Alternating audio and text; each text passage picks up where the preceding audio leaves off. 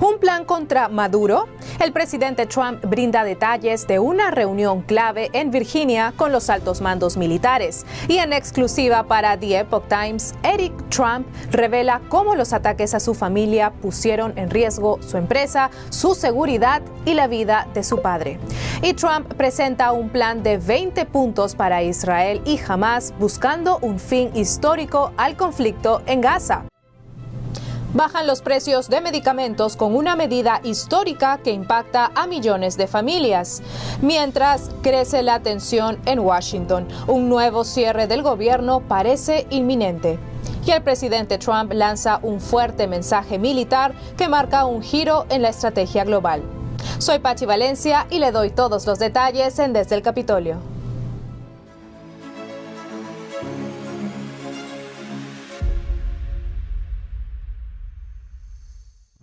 Buenas noches, soy Pachi Valencia. Bienvenidos a Desde el Capitolio en directo desde Washington, D.C. Feliz inicio de semana. Empezamos con las noticias del día de hoy. La semana pasada se había generado mucha controversia luego que varios medios habían reportado que el secretario de Guerra, Pete Hegseth, había convocado a los altos mandos del ejército a una reunión urgente en Virginia, a pocos minutos de aquí de Washington, D.C. Ahora, muchos especularon que podría relacionarse con un plan contra Nicolás Maduro, porque de hecho, hoy lunes, Maduro, según declaró su vicepresidenta, declaró un estado de conmoción externa tras una eventual agresión de Estados Unidos. ¿Y cuál ha sido la respuesta de este país? Pues el presidente Donald Trump ha confirmado que también asistirá a esta reunión convocada con generales y otros líderes militares de alto rango, según dijo a la prensa ayer domingo. Y de hecho, en una llamada a NBC News, Trump también dijo que esta reunión era simplemente un momento donde hablarán de lo bien que les está yendo militarmente y de muchas cosas positivas, y que solamente era un buen mensaje. Antes, ya Trump había mostrado dudas sobre asistir a esta reunión que se va a llevar a cabo en la base de la Marina de Quantico en Virginia, y comentó que él iba a estar en esa reunión si ellos querían que estuviera. Pero el domingo aclaró que uno de los objetivos de este encuentro es fortalecer el esprit de corps, una actitud de lealtad, camaradería y honor hacia la organización. Ahora, el secretario de Guerra, Pete Hegseth, anunció la reunión justamente la semana pasada a través de un portavoz, convocando a los mandos del Pentágono de todo el mundo. Y aún no se sabe cuántos generales ni almirantes asistirán ni cuándo fueron citados, y los detalles sobre este propósito del encuentro aún son limitados, aparte de las declaraciones del presidente Trump. Ahora, un portavoz del Pentágono había indicado ya el 25 de septiembre que Hegseth iba a hablar con sus líderes militares sin revelar en ese momento ni agenda ni objetivos. En una entrevista con Reuters, Trump dijo que él quiere decirles a los generales que los amamos, que son líderes valorados, que sean fuertes, inteligentes, compasivos, y el mandatario también añadió que ya era hora de que alguien hiciera eso. Tanto Hegseth como Trump han impulsado cambios importantes en la postura militar de Estados Unidos. Uno de ellos fue proponer renombrar el Departamento de Defensa como Departamento de Guerra y reestructurar también las Fuerzas Armadas. De hecho, en mayo, Hegseth emitió un memorando para reducir al menos un 20% de los cargos de 4 estrellas en la Fuerza Activa, disminuir en 20% a los generales en la Guardia Nacional y reducir un 10% adicional entre oficiales generales y de bandera en todo el ejército. Según Hegseth, esta medida busca maximizar la preparación estratégica y la efectividad operacional de las fuerzas. Así que desde aquí, esta semana, en Desde el Capitolio, vamos a seguirle el paso a esta noticia y vamos a estar comentando con usted las últimas actualizaciones. Y no es novedad que la familia Trump ha estado bajo ataque durante muchísimo tiempo. Su hijo Eric Trump ha hablado precisamente de esto en exclusiva con nuestro medio Epoch Times, y hablar también de su nuevo libro Under Siege, My Family's Fight to Save Our Nation. Él nos cuenta momentos detrás de escena en que los ataques políticos intentaron destruir su negocio, su familia e incluso poner en riesgo la vida de su padre.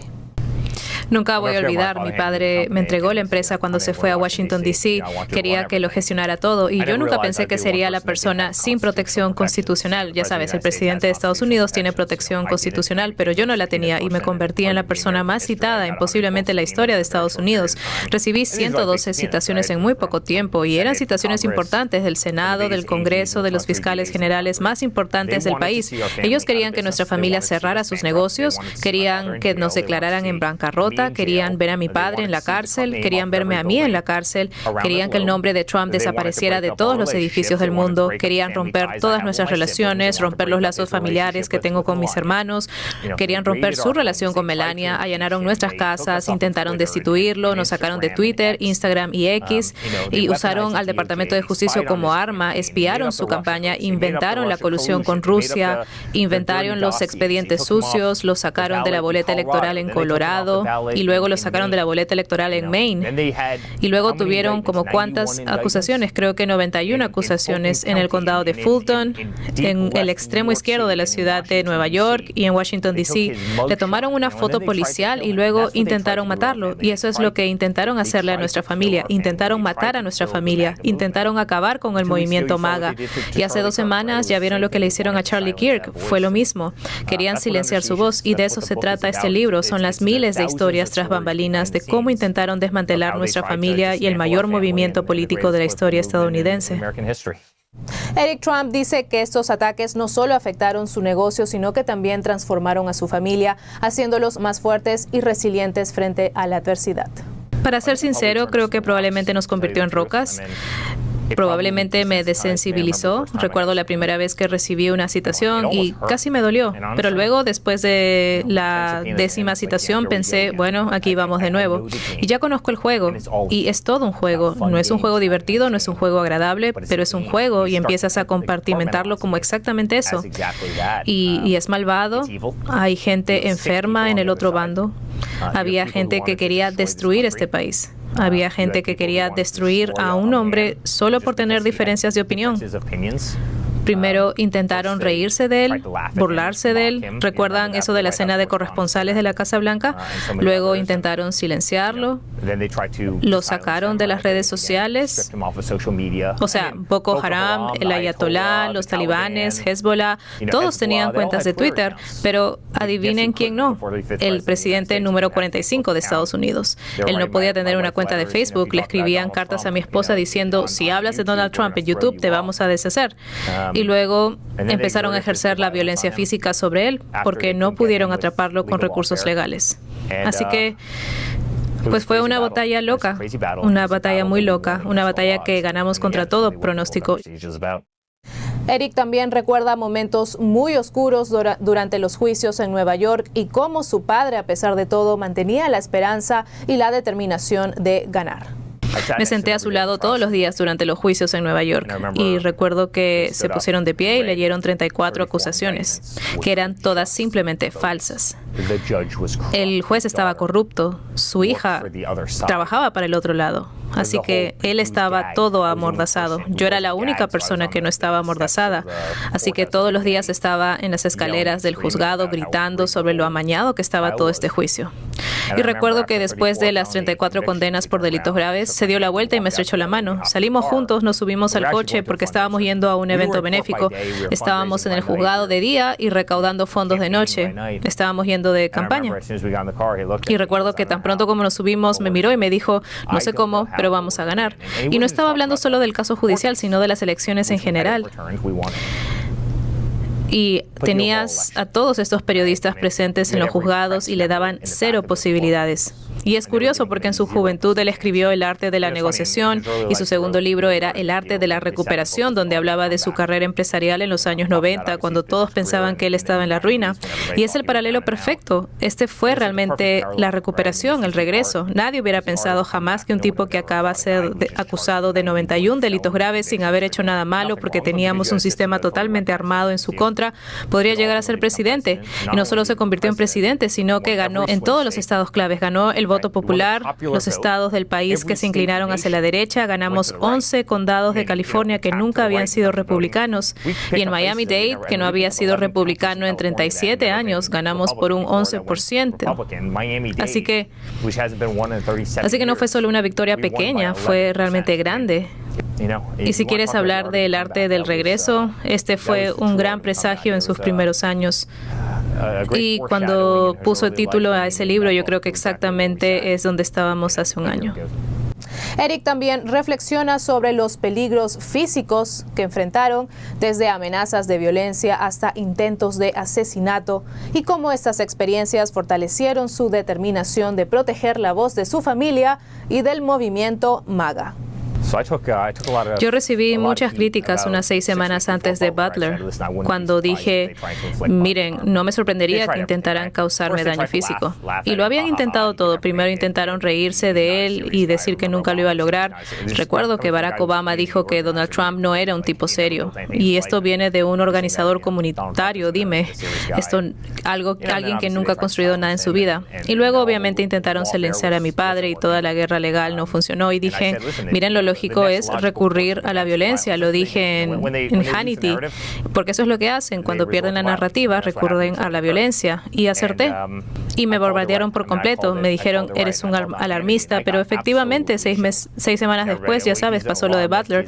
Y luego 2 meses después pasó lo del campo de golf. Y un año después, obviamente, fue lo que le pasó a nuestro buen amigo Charlie Kirk.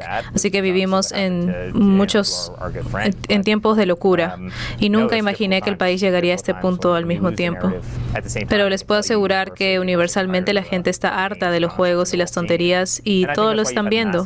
Y creo que por eso se ha producido el éxodo masivo del Partido Demócrata en este país. Creo que por eso en un periodo de 4 años todos los universitarios de este país, de haber sido adoctrinados por todos los maestros y profesores titulares, de haber recibido enseñanzas de historia revisionista, han pasado a ser miembros incondicionales de nuestro bando. El péndulo ha oscilado de maneras que creo que la mayoría de la gente en la mayoría de los países probablemente ni siquiera puede comprender, y estoy orgulloso de haber contribuido eso en gran medida. El hijo del presidente dice que aunque no busca la política, él no descarta la posibilidad de participar en el futuro. Pero por ahora, dice, su prioridad es compartir la historia de su familia y proteger a las voces independientes como la de Charlie Kirk. Soy de esas personas que no necesitan estar en el foco de atención. He dirigido a nuestra compañía durante muchísimo tiempo y soy bueno en ello. Me encanta trabajar, me encanta el capitalismo, me encantan los hoteles, me encantan los bienes raíces y disfruto de la política. No es mi primer amor, francamente. Detesto a la mitad de la gente en política porque creo que la mayoría son gorrones que nunca han logrado nada. Personas que nunca han firmado ni siquiera un cheque y están redactando leyes que se aplicarán a todas las empresas y a todas las personas de nuestro país. Personas que no tienen ni idea de salud están tomando decisiones que afectan la vida de millones de personas, y esto no parece tener sentido. Y ves a todos esos jóvenes de 20 años que se meten en política, por ejemplo Joe Biden, y que llevan 50 años dentro y luego se convierten en presidentes, y te preguntas por qué nuestro país es totalmente disfuncional bajo su liderazgo, cuando nunca han visto una perspectiva externa. Toda su vida han dependido de los cheques del gobierno para votar sí o no. Así que no me gusta ese sistema. Y no soy nada tímido, pero también puedo ignorar la atención pública. Y a menudo me gusta trabajar entre bastidores y alcanzar un objetivo sin que nadie me vea. Y sin duda, cuando tengo que hacerlo, lo hago. Como cuando presenté a mi padre en la Convención Nacional Republicana frente a cientos de millones de personas. Así que no soy ajeno al escenario.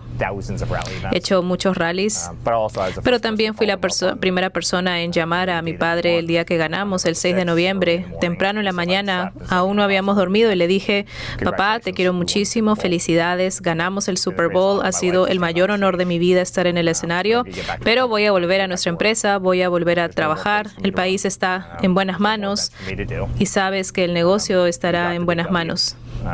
Tú haz lo mejor que sabes hacer y yo haré lo mejor que sé hacer. Y en momentos como ese me alegra apagarlo y volver a la sombra, y disfruto poder hacerlo. Y no descarto nada en el mundo, y el ecosistema es hermoso. y veo a mi padre lograr un cambio transformador. El reclutamiento militar bajo el gobierno de Biden fue el peor en la historia de nuestra nación. Y un mes después, era como si todos estuvieran solicitando, todos querían unirse al ejército de Estados Unidos. Así que volvía a reinar el patriotismo. Así que hay ciertas cosas en las que puedes lograr un cambio transformador si eres un verdadero líder y lo haces bien.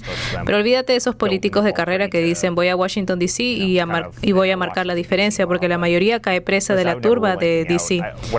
Pero nunca descartaría nada. Lo que sí te puedo decir es que creo que nos ha dado una gran voz. Creo que todos hemos desarrollado una gran voz. Teníamos una voz del mundo empresarial y una voz del reality show número 1. Así que teníamos confianza, muchas agallas, pero de repente nos metimos en la política y creo que desarrollamos una voz auténtica, una gran confianza en el escenario y muchas agallas. Y estas cosas requieren verdaderas agallas, ya que intentan matarte literalmente y figurativamente en todos los aspectos de tu alma, tu empresa, tu familia, tu matrimonio y todo lo demás. Y creo que nos blindó de una manera única. Creo que podría hacerlo. Podría meterme en la política, pero la pregunta es, ¿quiero hacerlo? Hemos visto lo mejor de la política y sin duda lo peor. Sin duda lo peor de lo que la mayoría podría imaginar. De ahí el propósito del libro que estoy escribiendo. Pero nunca descarto nada. Creo en este país, me encanta el rojo, el blanco y el azul, me encanta nuestra primera enmienda, me encanta nuestra constitución, tenemos que seguir siendo la superpotencia dominante del mundo. Y se necesita gente buena. Y más vale que haya gente como Donald Trump, que lo dejaría todo, su riqueza, su fortuna, su familia, su empresa, para hacer lo impensable. La verdad es que no hay mucha gente valiente. Entre las 500 empresas más importantes de la lista Fortune, muy pocos dirían voy a sacrificarlo todo para competir contra 16 republicanos que sí saben algo de política. Cosa que no hicimos luego de tener que competir contra alguien como Hillary Clinton, una de las grandes dinastías políticas de la era moderna, solo con la remota posibilidad de ganar con un déficit financiero de 5-1, autofinanciando toda la campaña. Así que denme otro nombre de multimillonario que acepte esas condiciones. Cero, ¿verdad? Esta gente apuesta por la probabilidad y creo que el sentido común diría que su probabilidad no era muy buena con esas posibilidades. ¿Cuántos otros multimillonarios habrían aceptado eso? De ahí la razón por la que eligen a Joe Biden como presidente en lugar de alguien como Warren Buffett. Y dicho esto, es necesario contar con grandes líderes empresariales, personas capaces de generar un cambio transformador, y me encantaría ver muchos más. Y si algún día se alinearan las estrellas y la política fuera la vocación adecuada para mí en ese momento, supongo que lo consideraría. ¿Podría la paz estar más cerca en Gaza? Pues el presidente Donald Trump presentó hoy un nuevo plan de 20 puntos para terminar el conflicto entre Israel y Hamás en la Franja de Gaza. La Casa Blanca difundió esta propuesta hoy, lunes, mientras Trump recibía en Washington al primer ministro israelí Benjamin Netanyahu por cuarta vez desde el inicio de su administración. Este plan llega justo antes del segundo aniversario del ataque de Hamás a Israel del 7 de octubre de 2023, que desencadenó la guerra actual. Este plan de Trump propone un intercambio de rehenes, ya sea vivos y fallecidos, y de palestinos detenidos en Israel. También establece cómo Hamás debería renunciar a su control político sobre Gaza y permitir la creación de un gobierno de transición tras este conflicto. Netanyahu, por su parte, afirmó que esta propuesta va a facilitar el resolver el conflicto en Gaza y sentará las bases para una paz más amplia en Medio Oriente. El primer ministro israelí dijo que apoya este plan de Trump porque logra sus objetivos bélicos y que esto va a garantizar que Gaza nunca más amenace a Israel. Según este plan, una vez devueltos todos los rehenes, los miembros de Hamás que se comprometan a una convivencia pacífica y a desarmarse recibirán amnistía, y quienes deseen salir de Gaza tendrán paso seguro hacia otros países. El plan también propone un gobierno de transición que se describe ve como un comité palestino tecnocrático y apolítico encargado de administrar los servicios públicos y los municipios en Gaza. Este comité incluirá expertos palestinos calificados e internacionales supervisados por un nuevo organismo internacional llamado Board of Peace, presidido por el presidente Donald Trump junto a otros líderes que serán anunciados, incluido el ex primer ministro Tony Blair. Este gobierno de transición va a permanecer en Gaza hasta que la autoridad palestina se reforme lo suficiente para asumir el control del territorio. El plan, sin embargo, no especifica qué reformas exactas deben implementarse.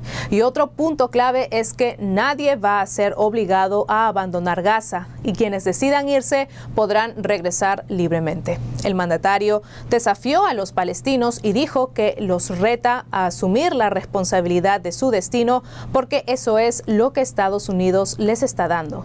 Trump y Netanyahu advirtieron que Israel podría reanudar operaciones militares si es que Hamás no cumple con estos compromisos. Netanyahu fue claro y dijo que si Hamás rechaza este plan o lo acepta pero hace todo para contradecirlo, entonces Israel va a terminar el trabajo por sí mismo.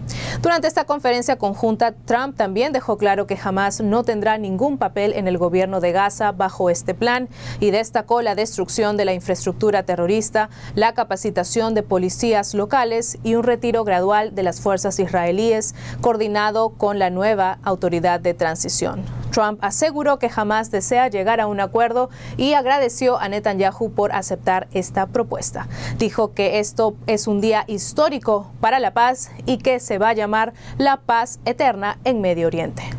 Y en otras noticias del fin de semana, el presidente Donald Trump reaccionó al mortal ataque contra una iglesia mormona en Michigan.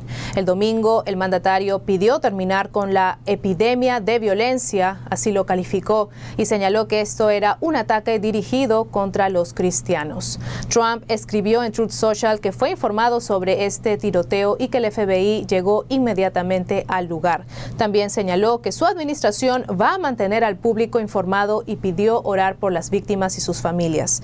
El presidente también añadió en mayúsculas que esta epidemia de violencia en nuestro país debe terminar inmediatamente. Trump parece referirse a estos recientes incidentes de alto perfil como el tiroteo masivo en una iglesia católica el mes pasado, el asesinato del comentarista conservador Charlie Kirk a inicios de este mes, del tiroteo mortal en un edificio del ICE en Dallas hace unos días y un tiroteo en una marina de Carolina del Norte el pasado sábado que dejó 3 muertos y 8 heridos. Cientos de personas se encontraban dentro del Church of Jesus Christ of Latter-day Saints en Grand Blanc Township cuando un hombre de 40 años embistió la puerta principal con su vehículo, salió y empezó a disparar.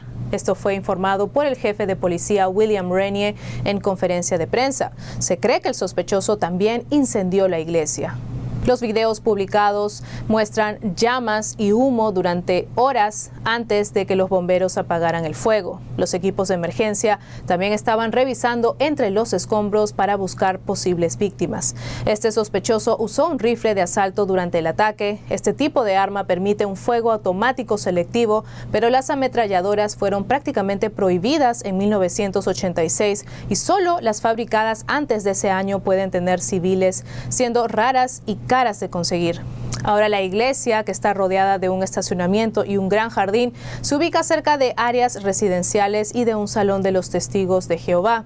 La iglesia mormona informó que el tiroteo dejó múltiples personas heridas en un acto de violencia trágico.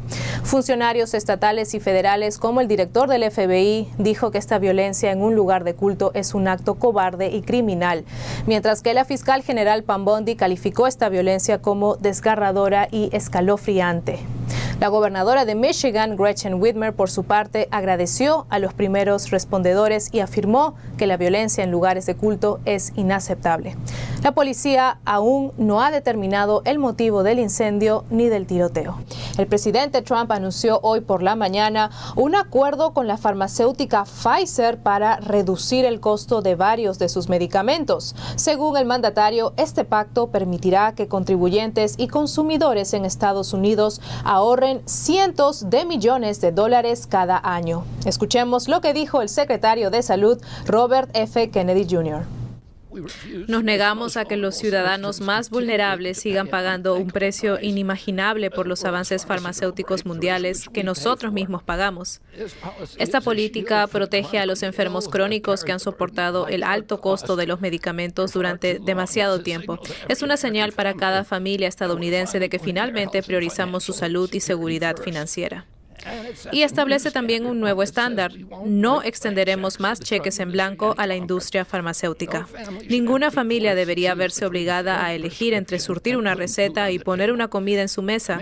Los estadounidenses no deberían pagar entre un 300 y un 400,000% más que los ciudadanos de otros países por el mismo medicamento, muchas veces fabricado por la misma fábrica en Nueva Jersey y vendido en Gran Bretaña a una décima parte del precio que se vende aquí.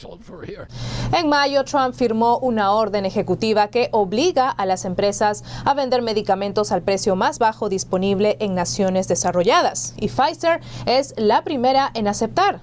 El presidente elogió a su director, Albert Bourla, quien lo acompañaba en este anuncio desde la oficina oval. Recordemos que este verano Trump había enviado cartas a 17 farmacéuticas exigiendo que bajen los precios o que de lo contrario el gobierno usaría todas las herramientas en su arsenal. Pfizer reconoció que este acuerdo era una respuesta directa a esta carta. La empresa, que fabrica desde el anticoagulante Eliquis hasta el tratamiento contra la COVID-19 Paxlovid, reportó ingresos de $14.7 mil millones solo en el segundo trimestre. ¿Y cómo funcionará este descuento para el pueblo? Pues los medicamentos estarán disponibles a través de una nueva página web gubernamental llamada Trump RX. Según las autoridades allí, los fármacos tendrán precios hasta un 80% más bajos que los actuales. Pfizer, por su parte, prometió rebajas de hasta el 85% con un promedio del 50%. Ahora, este anuncio está llegando pocos días después de que Trump amenazara con imponer aranceles a las farmacéuticas desde el 1 de octubre, a menos que produzcan sus medicamentos dentro de Estados Unidos. Y como parte del acuerdo, Pfizer también invertirá $70 mil millones en nuevas plantas en el país y recibirá un periodo de gracia de 3 años frente a esos aranceles. Y ahora vamos directo al Capitolio porque hoy Estados Unidos podría estar al borde de un cierre del gobierno. Los líderes del Congreso no han logrado ponerse de acuerdo aún en una resolución de gasto temporal y quedan apenas horas para que se acabe la Autoridad de Financiamiento Federal. Ayer se reunieron en la Casa Blanca el presidente Donald Trump, el vicepresidente J.D. Vance, el presidente de la Cámara Mike Johnson, el líder demócrata Hakeem Jeffries, el líder del Senado John Thune y el líder de la minoría Chuck Schumer, pero la reunión terminó sin avances. Y es que el punto de choque aquí es la salud. Schumer lo dijo claro, dijo que tenían ambos diferencias muy grandes en torno a la salud. Jeffries fue aún más directo y dijo que ellos no van a apoyar un proyecto republicano que siga recortando la atención médica de los estadounidenses. Él se refería al paquete llamado One Big Beautiful Bill, que reduce $1 billón en 10 años, principalmente en Medicaid y en otros programas de salud. Pero los republicanos, por su parte, están proponiendo algo sencillo, que es mantener los niveles actuales de gasto por 7 semanas, mientras trabajan en los 12 proyectos de ley de asignaciones que financian al gobierno. Los demócratas, en cambio, exigen que en esa medida corta se incluyan acuerdos nuevos, sobre todo para frenar lo que ellos llaman y califican una crisis de salud creada por los republicanos. Ahora, para que el plan republicano avance, se necesitan al menos 7 votos de senadores demócratas o independientes. El director de la Oficina de Administración y Presupuesto, Russell Booth, dijo que están dispuestos a negociar temas que interesan a los demócratas, como extender los créditos fiscales a las primas de seguros bajo el Obamacare, algo que beneficia a unas 20 millones de personas. Mientras tanto, ya empieza un poco el juego de las culpas, porque Schumer dice que todo esto depende de los republicanos y que si hay cierre será por la culpa de ellos.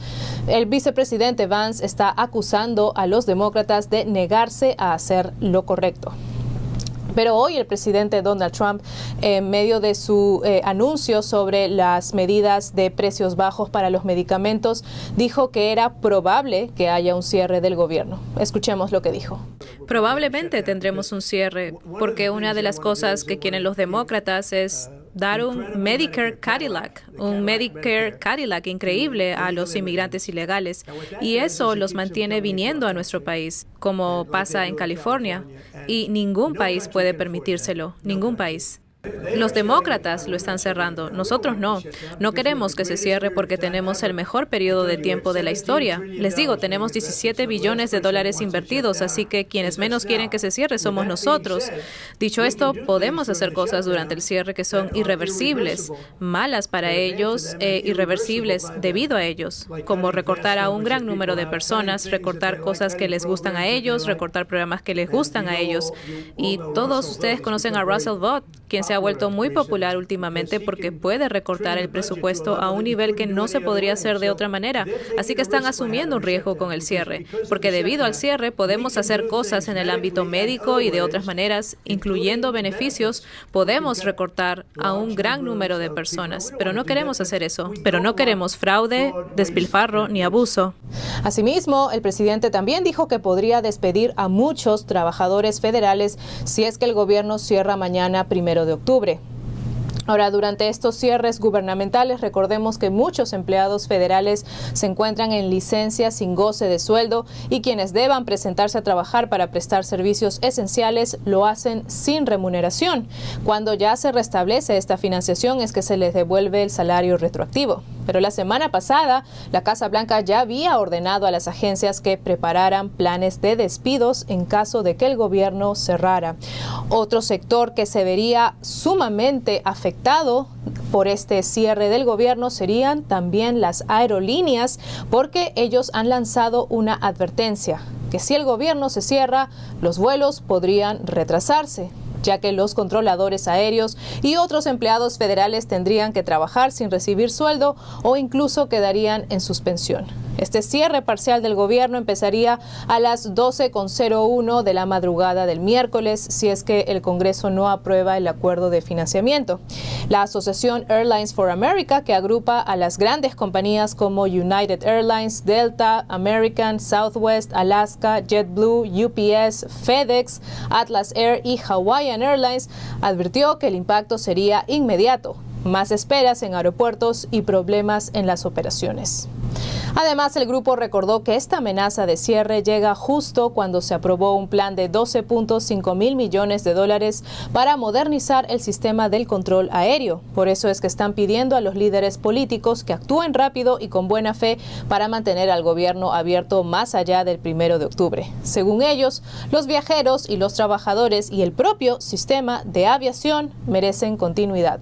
Ahora la pregunta aquí es inevitable. ¿Habrá cierre y caos en los aeropuertos o se logrará un acuerdo de última hora? Y pasando a otras noticias, el presidente Donald Trump y el secretario de Guerra, Pete Hegseth, se presentaron hoy por la mañana en la base de Quantico en Virginia.